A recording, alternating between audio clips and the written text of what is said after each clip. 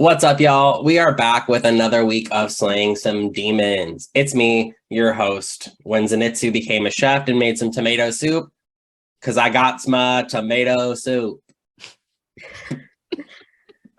Of course, I am always joined with my fellow anime lovers and arms. We got Emily. Hey guys, it's Emily. Happy to be here for another week. This week I am feeling girl boss, gaslight. How does it go? Girl boss, gaslight, gatekeep. That one. That's how I'm feeling. Okay. Just to throw it out there though, Emily is totally girl bossing at work right now. Just wanted to shout you out for what you're doing because you're rocking it. She always is. Always. What's up, everyone? It's Hannah. I had 2 peppermint white mochas yesterday, if that explains how I'm feeling. You had 2? I had 2. Good for you. Honestly, we love to see it. It's the most wonderful time of the year. It's a treat yourself time for sure. Mm-hmm. I did get my caramel brulee latte, so... And my cranberry bliss bar that I could not finish. It was better in my memory than it was. Oh no. It was still good. It was still good, but my sweetness tolerance is decelerating for food, I think. I can still have a sweet coffee once in a while, but I really can't do dessert anymore, guys. I don't know. Look at you. I definitely gave myself a stomachache yesterday with 2. I think it was like 145 grams of sugar after 2 of them.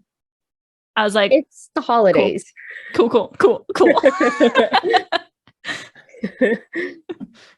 We love to see it. Honestly, sometimes, it's the small things that are going to get you through the day. It's like, those millennials, they're spending on avocado toast in their Starbucks. Well, listen, okay, those are the things that are keeping me going and running the economy. So maybe we could chill for a second, okay? Literally. But of course, our demon slayers don't have to worry about an economy. The only economy they're in the interest of is demon blood. And that's what we're here to talk about, of course. So we open this week's episode 17. You got to master one thing, right? We open on a full moon, which I think is kind of interesting, right? Because it's a voiceover of Tanjiro and the full moon is showing. What do we think this full moon means for the rest of our arc? And how do you think it affects what the Slayers are about to go through?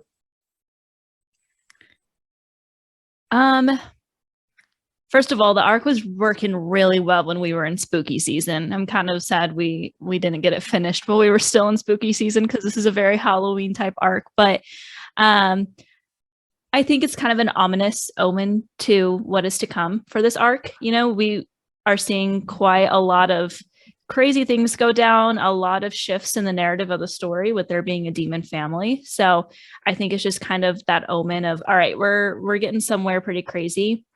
But I also think it goes along with the story of parallels within the story as a whole, because this isn't the first time we've seen a full moon and it won't be the last. Yeah, I like this question. It's fun because I think there's a lot of different ways we can go with it. For one thing, obviously, this is one of the first real 12 Kazuki that Tanjiro is going to be fighting, one of the 12 moons. So I think it's a little bit of a nod to that. Mm-hmm. In addition, the full moon in particular, like in just like the moon phases that we can talk about, it depends on like what list you look at, but like the full moon is either the beginning or the end of the cycle kind of thing. It's like when the moon is in its fullest position in the sky and you're able to see the most of it. I like to think of it as the beginning, I think, for this, and then it slowly like fades into the new moon and then kind of makes the transition again. I think a full moon would make a lot of sense here as the beginning because, again, this is like the first real Kazuki that Tanjiro is fighting. And so it's signifying, I think, the beginning of this cycle that he's going to have to go through to eventually, hopefully, get to what's going to be a new moon, which might be a world with no demons. But those are just my thoughts. Wow, that answer was packed. Both your answers were packed with meaning. I love that, right? For me personally, God, I think of I don't think her name was actually Stacy, but one of my customers at Starbucks, let's call her Stacy, was like, the new moon always messes with my life. Like, I feel like so lost and out of sorts. And it's like when werewolves transform. So I think we're also going to see some like maybe odd behaviors. We've seen some odd behaviors so far, right? And Inosuke has been actually helpful to Tanjiro so far. Maybe this is kind of some good chaos that we need for our trio. So hopefully we see some good things come out of this cycle. But after we get away from that full moon, we pan to see Zenitsu quite literally walking to a fork in the road, right? What does this mean for his plot line throughout the episode? Because he starts by walking to a literal junction. Where does this lead him? I think this is like, again, the time where he's going to have to make some decisions that have real stakes behind them. He can either keep doing what he's been doing or he can buck up. And like, that's like the psychological meaning, I think, of this fork in the road. He can go one way or the other. He can choose life or he can choose death, I think, in these situations. So he has to decide, like, is he going to buck up? Does he have something that's worth protecting at this point or not? And additionally, just like, is he actually going to go all the way up the mountain or not? A literal fork in the road. Mm-hmm. Yeah, piggybacking off of what Emily said, I think it's very telling for his character because we've seen him with this split personality, right? You know, he is scaredy cat, anxious babe that we love so much, but also then if he goes to sleep, he's this badass, like super powerful slayer that some argue is the most powerful of the three of them. And he has to start making choices. He can't keep living the way he is. That's just not going to keep him going once they start, you know, getting to those possibly tougher demons to face. So I think it is literal and metaphorical for his character. He needs to start making those decisions to start really walking on the right path, whether that's away from the slayers or continuing on and trying to be stronger. Yeah, and I think hopefully as we see more of their interactions together, the trio is going to really bring Zenitsu into the fold more of like being a lot braver in that sense. I think it's important that he kind of faces a junction at this point, right? But not just for the story itself, but also as like a likable character when you're looking at it from the writing standpoint, like this character needs to grow up at some point. And so, I mean, this episode's kind of why I'm a Zenitsu stan. So, of course, glad to be talking on this episode. But going forward, just a quick note, not that this is like the most important moment in the episode, but I just want to talk about that Zenitsu got that little trope of like, and like a big surprise right before we cut to the intro of the show. I just love those so much. Like when you get like a small, like, is that character going to die or whatever right before the intro. But before that, we saw him get bit by a spider, and now he's chosen to go down a path after seeing one of the spider humans. Another side note, that spider looked like one of the toys from Sid's room. Do you guys know what I'm talking about in Toy Story? Oh, yeah. Yes. I was like, that was one of my first thoughts when I saw that. But right now he's seeing this treehouse that is strung up by spider webs and people hanging from. I'd be terrified too. How does this compare to the demons that Zenitsu's encountered so far and kind of contrasting between those encounters and now? Can I just say how proud I am of him that he didn't just like instantly run away? Like he thought about it first, and he even thought about Tanjiro. He was like, man, this smell of Tanjiro was here, he would be dying right now. Like, I think that shows, like, obviously he still ran, but it still shows growth. Like there still is a little part of his brain that's like, maybe I shouldn't run, maybe I should fight. And he's not quite there yet. Obviously, we're still in season 1, but it's showing those little steps. And I was watching this episode with my sister the other day, and neither one of us likes spiders. So we both came to the conclusion that if this happened to us, we would have instantly ran as far away as possible, faster than we could ever run before, because that's just not our cup of tea. I think every demon that we've seen him encounter so far have been very basic demons, and he's been terrified by it. And this is by far the scariest thing he's seen. And yet it takes him the longest to run away. So definitely growth on his part. Yeah, I'd have to agree that there's growth. I do think that the drum demon was relatively intimidating, but I also think that he kind of gave in or like gave up a little bit faster to like his sleeping side, and so was able to fight at least in that house, the Suzumi mansion, a little bit more quickly than here. I think he actually has to make more of an active decision here. And again, to totally echo Hannah's thoughts, not a fan of this spider demon myself. Something about, like, out of all of them, I think that I like this one the least to like watch, because there's something about like the Valley of the Uncanny, like you said, Bryan, it looks like the thing from Toy Story, but like worse. And like something about like the 3D movement of like the head versus the body being separate is just like very unsettling. I was thinking about that when I was watching it last night, when like I was watching it for recording today. The way they made the spider body move was so incredibly creepy. I got shivers because it was like the first time I was truly paying attention to the animation, and I was like, holy crap, I am terrified. I'm gonna have nightmares now. But to kind of go off of what you said with him being like the creepiest so far, I mean, he's one of the first ones that doesn't have like a human form as a demon, so it definitely is kind of a new experience for all of us to see a spider body in a demon. That's true. We haven't seen anything else that doesn't look kind of human, I guess, or like has like more of a corporeal form. It's unsettling. It's creepy. I think the closest is probably the swamp demon, which like still looked human. It just like was able to dissolve really easily. I don't know. This demon obviously is gross. But like the thing about this is that like all the demons I think we've seen so far haven't been or I guess maybe somewhat, but like haven't been as an indulgent as this one has been. And I think that kind of opening, like him coming down on that web and rotating, like it's just like a let me play with you a little bit. Like that, like I'm a horror fanatic, and I mean, spiders aren't the worst. I know they serve a purpose in the world, but also at the same breath, like that got me so good. I was like, no thanks. But right. Goodbye. Bye-bye. Come back later. We're Come back closed. never. Kill it with fire. Yeah, Rengoku's not here yet. We gotta wait for that. It's true. Lightning will have to do for now. But right after they meet face to face, Zenitsu says, I don't want to talk, and starts running around. Per usual. However, all he does is keep talking to the spider demon and how he doesn't want to turn it into one. Do you think this is a coping mechanism from Zenitsu, or is it a plea to just make it stop?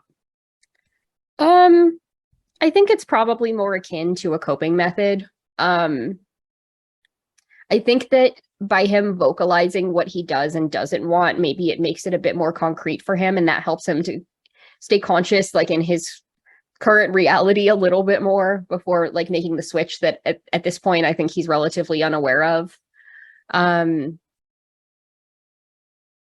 But it's kind of funny because it's also like he just can't let anybody else get the last word. I feel like I think that that's part of it. He's been that way the whole time, like with the other two knuckleheads that we'll get back to in a minute, but like he just can't let them have the last word. He has to like say something, and so it's like he's like bantering with this spider demon back and forth, like, oh yeah, well I didn't want this anyway, who asked you? I'm not gonna let you get me, there's no way, because it couldn't be worse than this. So totally ditto what Emily just said. I think it is a coping mechanism for him. I think, running was futile, but he was just trying to run from the situation even though he couldn't. And I think that was kind of like not necessarily fight or flight, but maybe a little bit, because you instantly find out you're in danger. Your instinct is going to be to run, especially if you're like Zenitsu, who tends to naturally want to run. Maybe if it were Tanjiro would have been like standing his ground, blah, blah, but like it's Zenitsu, right?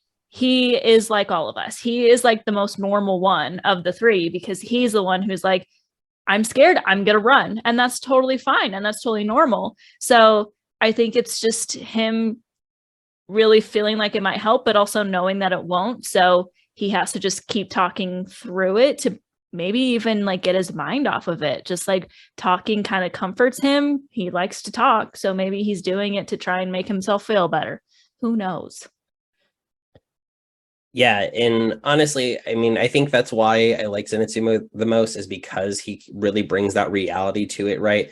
Like a lot of us on a day-to-day basis go through things that like we have to kind of talk ourselves through or unconsciously push through. So I definitely think it's like a valid point from him. And really, like also with the poison on the clock, like the man's really like losing it. Like he didn't realize the first spider bite was like his initial downfall. And then like walking further into a trap, he really is feeling like out of sorts, and especially without Tanjiro around, right? Like he's feeling like he's a lost puppy a little bit. So definitely sad to see. But once we start to get into Zenitsu's backstory, does his backstory make sense with the character so far? We also see the comment from the spider demon that Zenitsu possibly only knows one form. Intermixed with these flashbacks with his Gramp, we learn that overall there's 6 forms, and also Gramps was amazing. We learned that Zenitsu was bullied and didn't have any parents and only wants to make a person happy in his lifetime. Given all this context, where do you think Zenitsu's going with this, and what do you think, his backstory tells us about what the future of this fight's going to be?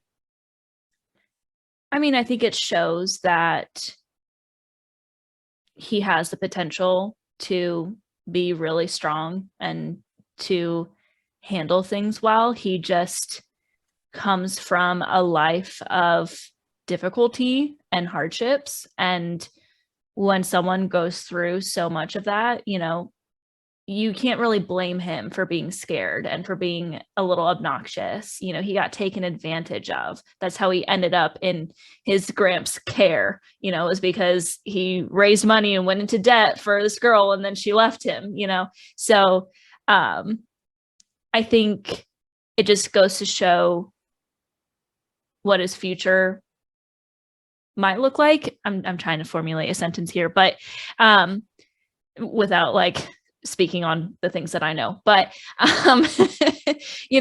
we know that his story is going to change. It's going to progress. It's not going to always be about this scared boy, because he worked really hard and he was struck by lightning. I mean, come on, he's lucky to just be alive. I would be scared of freaking ants if that happened to me. So, it's just, it goes to show the struggles that you go through can really make you the person that you are. And I think that's why he's got those two sides. He's terrified. He's scared of getting taken advantage of again. But at the same time, he's got that side that works hard, that is able to hone something into perfection. And it just says a lot about his character and what's to come. Finger snaps for Hannah. Completely agree with everything that she said. I think it's interesting. Obviously, they have extremely different personalities, but in some ways, he and Tanjiro are pretty similar.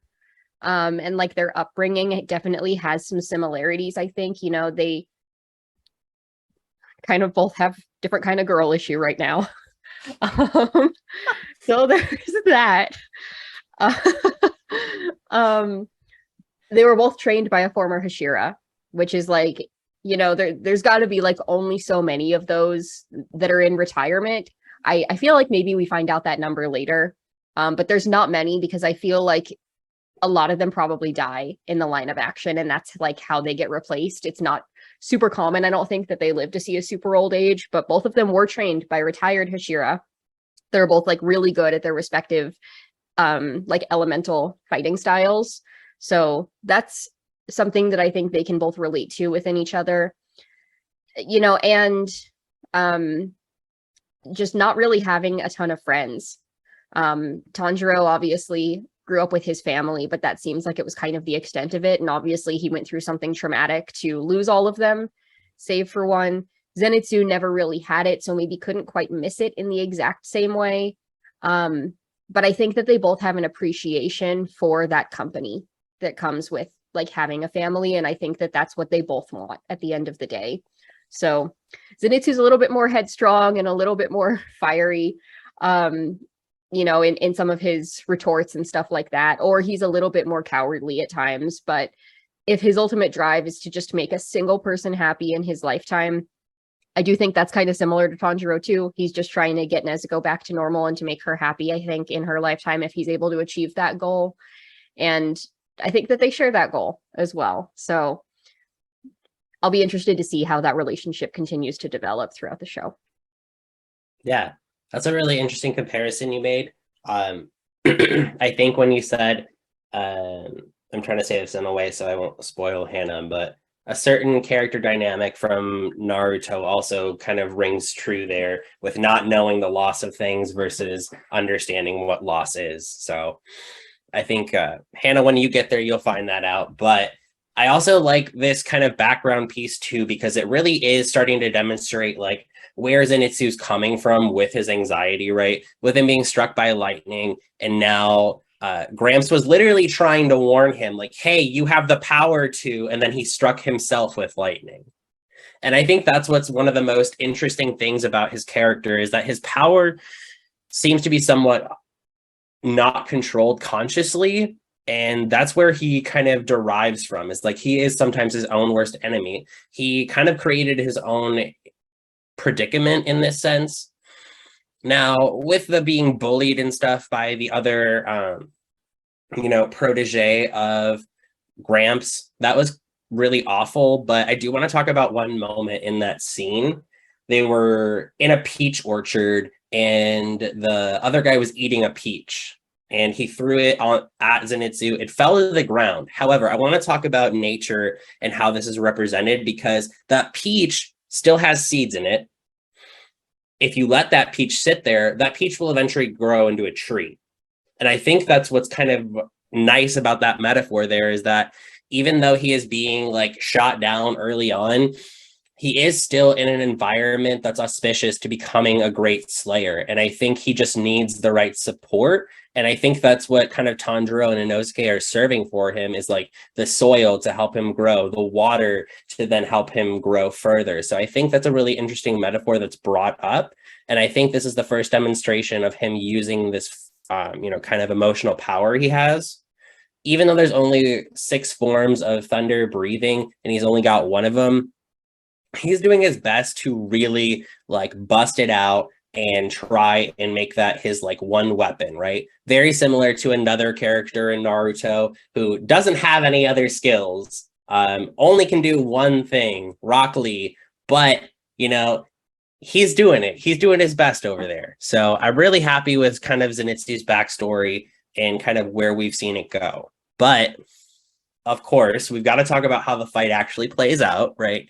And after that beautiful thunderclap and flash at sixfold, we start to see Zenitsu struggle to further fend off the poison, but he remembers Gramps telling him to never give up.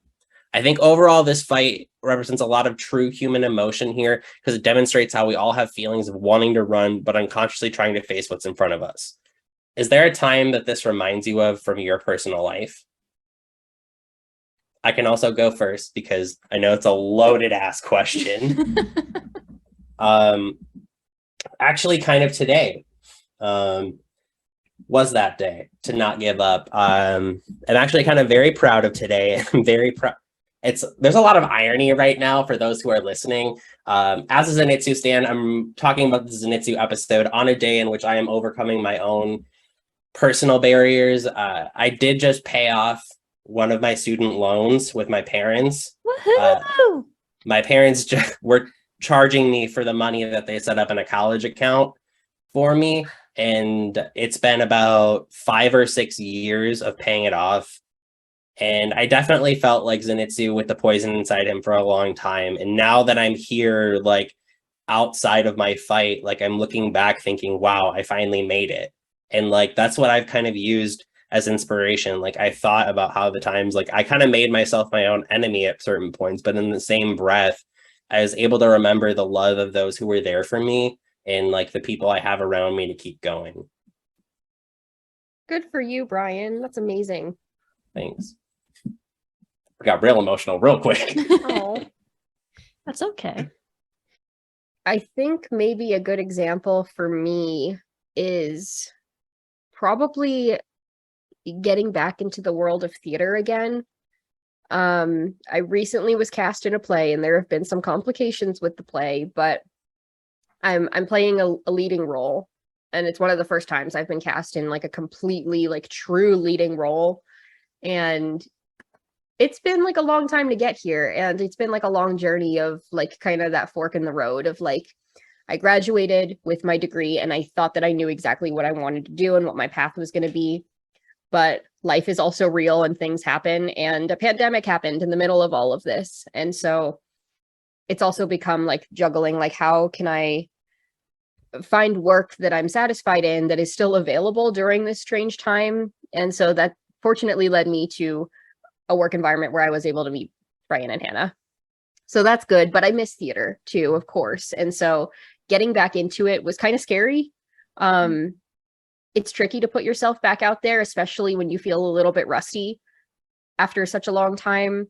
But it was important to me to get involved in it again. And I felt very supported by like my partner and my family and by the rest of the cast and the director and like everybody involved with the production. And I was really proud of myself when I was totally okay with getting a no thanks email after that audition. And that's kind of actually what I'd been banking on. I just showed up to the audition and was like, let's give it a try. And then I get the email instead that it's the lead role. And I'm like, oh man, like, here we go. Like, but it's exciting. It's a big commitment, but it's exciting. And I think that it'll be a good launching pad for the rest of what's to come. So I understand, I think, a little bit of what Zenitsu's feeling.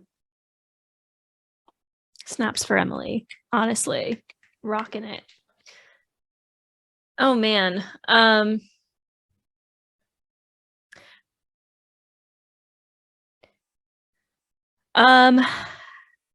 think right now I'm in a tough stage of my life. From the outside, it looks pretty good, you know, but I'm struggling with a lot of things internally, and it's one of the reasons why, as like we watch through this again, even though like Tanjiro, let me put this out here, Tanjiro is my favorite character and he always will be. We all know this. Like, no one will ever come close to Tanjiro, right? But Zenitsu has so grown on me because I truly, like, I understand his character. The first time I watched it, I didn't find him super annoying, but I kind of saw him as like the somewhat annoying comedic relief character. And getting to kind of review his story and take a deep dive into like what he's going through, I'm like, damn, I relate, because I'm scared of things and I tend to run away from things, you know, like I got bad news at work this week and my instant mindset was to just kind of run away from it and just give up and say, well, it's a lost cause now, you know? And in some ways I kind of still am right now because I'm still reeling from the news that I got. But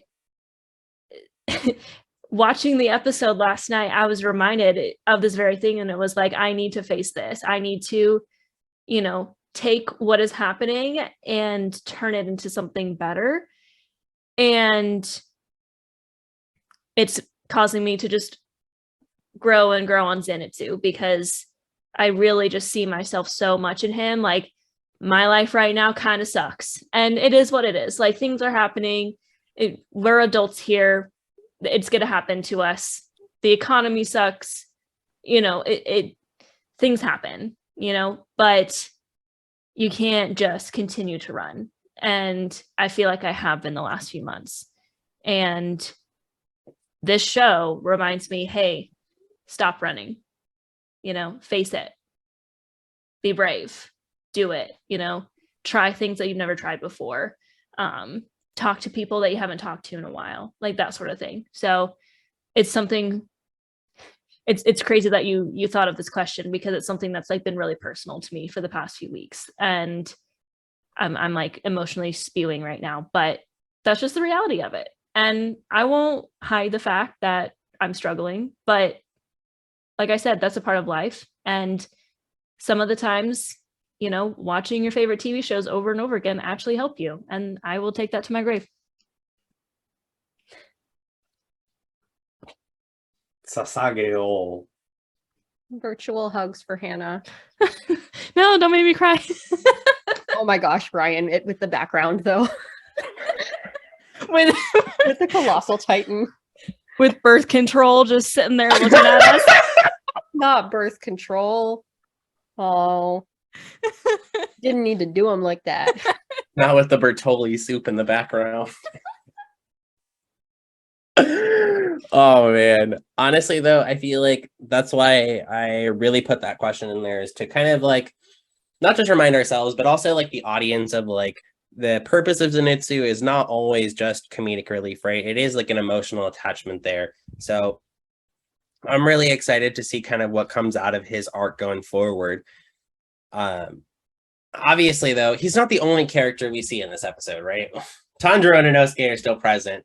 I just focused a lot on them. But, right, we finally see them start running around. They're on the lake, and they are chilling when they see a demon, and we finally meet the father demon. What do we expect to see from this one? Because he looks like he's kind of powerful. Do you guys think we're going to see the full force of a father's retribution right now? First of all, I want to just say this episode is very Zenitsu centric, so don't apologize for talking about your boy so much, because this episode was literally his episode. It was about him. Like, Tanjiro and Inosuke took a back seat. It was like the first time Tanjiro has, because the story's been about him so far, and it was actually refreshing. As a Tanjiro stan, I will say, this has to be one of my favorite episodes of the season. And Tanjiro's in the first scene and the last scene. Like, that's it.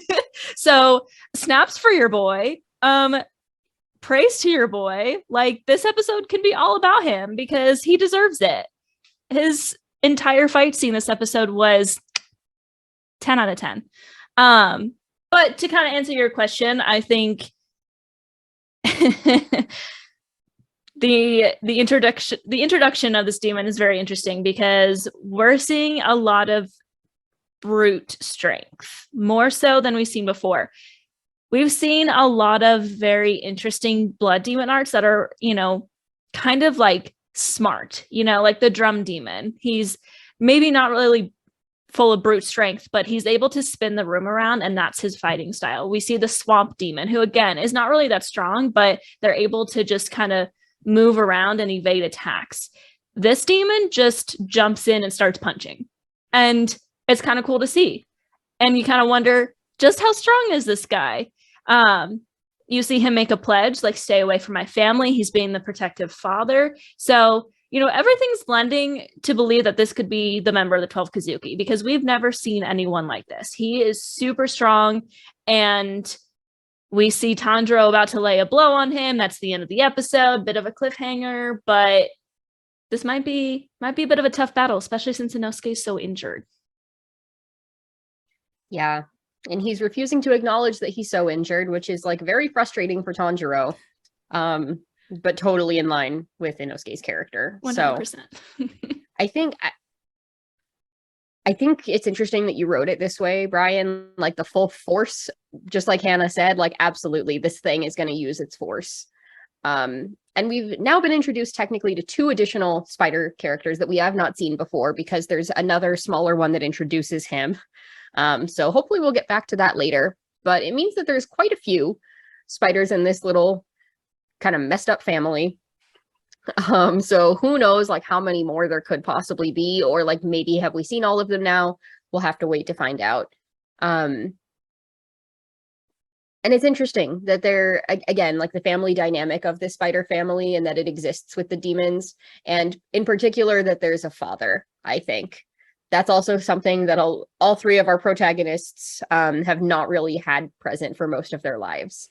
Zenitsu had no parents. Inosuke was raised by boars, and Tanjiro's dad died when he was quite young. So it's interesting that they're going to have to, like, all band together, I think, to fight this, like, daddy issue that's popped up in front of them.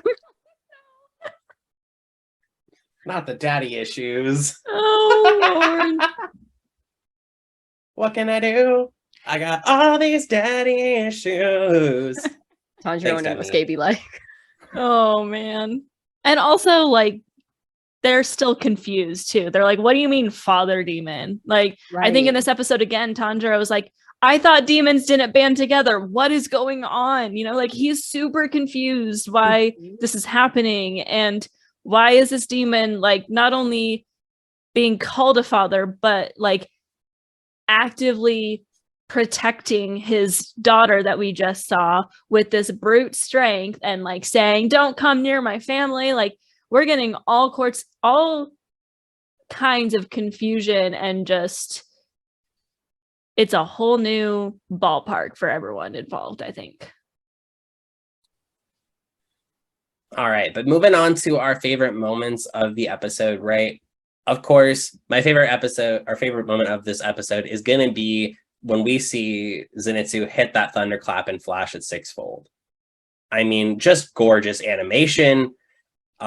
Seeing him move like a pinball through the trees and up, and then hitting the moonlight, coming full circle on the phase of the moon, right? He is literally up there just perfectly absorbing every moment of like power and heroism in that. And I just think the moment speaks for itself. I don't want to speak too much on it because I don't want to ruin it, but like, God, shivers everywhere right now. Bowing down to the animators for sure. Oh, absolutely. All right. Well, my favorite moment we already talked about a little bit, and I think I mentioned it in a previous episode too. And I know that this is like been very emotional, and it's like, oh, we all relate to Zenitsu, but I'm sorry, he has one of the funniest moments in the whole show at the beginning of this episode, like before the song even plays. And this is one, I don't care if this is a controversial opinion, I'm going to stick to it. It is funnier in the dub. It is like because what the actor chose to go with for the lines is like different than what the subtitles are, and it's so funny. It's like the comedic timing of him like, great, now all this is happening and it stinks up here, like what's going on? And all the little like spiders are calling, he's like, get away from me. And then like the bigger creepy baby one is like behind him, he's like, and what do you want? And then it's like just like looking at him. His reaction to that moment is like chef's kiss, like peak comedy to me. So that is like one of my favorite jokes in the entire show. I love it. I'll have to watch that first scene in dub then. I know like they change like the wording a little bit to match like the mouths as much as they can. And I know that this isn't really a spoiler, but in the Entertainment District arc, the voice actor for Tengen in dub at one point said like, didn't ask, don't care. And in the sub, it's just like, why are you saying that or something like that? And I was like, okay, you didn't have to make it more funny. Okay, but sometimes they do. Sometimes they really go ham with these. And this is one moment. And I am usually a sub person, but I remember I saw like this dub scene on, I think, Twitter like forever ago. And it is so funny. It is like so funny. So highly recommend you go back and watch it in the dub if you didn't. I will.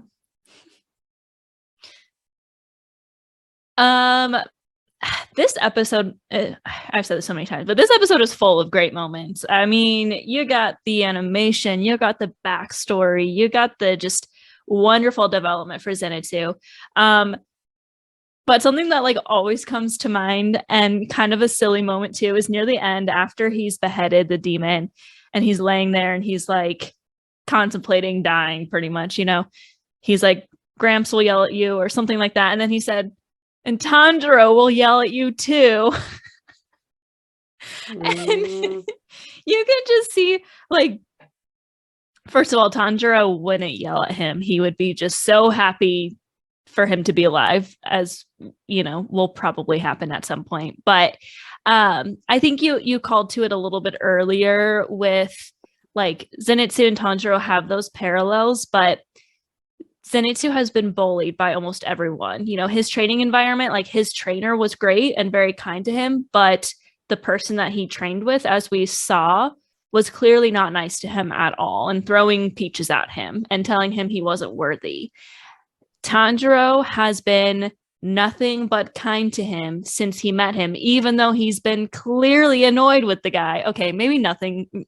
He did knock him out. I won't forget about that. But he's still shown him so much kindness. You kind of have to wonder if just like Tanjiro's presence on him is changing him a little bit too. So long drawn out way of saying, I really just liked how he was like, and Tanjiro will yell at you too. Like in his dying moments, he's like, don't get yelled at by Tanjiro. And I thought it was just really sweet because their friendship is blossoming so much.